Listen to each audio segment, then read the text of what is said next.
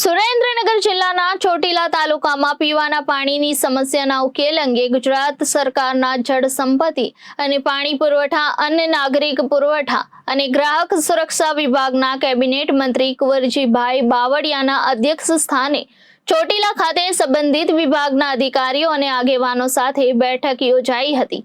આ બેઠકમાં મંત્રીએ ચોટીલા તાલુકામાં પીવાના પાણીની વિતરણ વ્યવસ્થા અંગે ઝીણવટભરી જાણકારી મેળવી હતી। ચોટીલા પંથકમાં વસ્તી મુજબ દરેક ગામમાં પીવાનું શુદ્ધ પાણી સમયસર અને પૂરતા પ્રમાણમાં મળી રહે તે સુનિશ્ચિત કરવા માટે સંબંધિત અધિકારીઓને તાકીદ કરી હતી।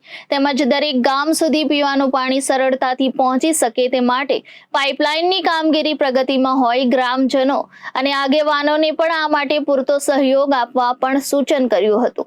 ગ્રામજનોની સાથે સાથે પશુધનને પણ પૂરતા પ્રમાણમાં પાણી મળી રહે તે માટે હવાડાઓમાં પણ પૂરતા પ્રમાણમાં પાણીથી ભરવા તેમણે સૂચવ્યું હતું।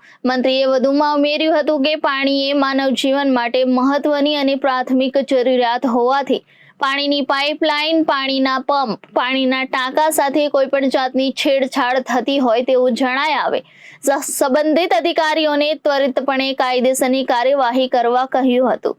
એજન્સી દ્વારા પૂરતા પ્રમાણમાં પાણી પહોંચાડવામાં આવી રહ્યું છે કે કેમ તેનું ફોલોઅપ લેવા સંબંધિત અધિકારીઓને ટકોર કરી હતી।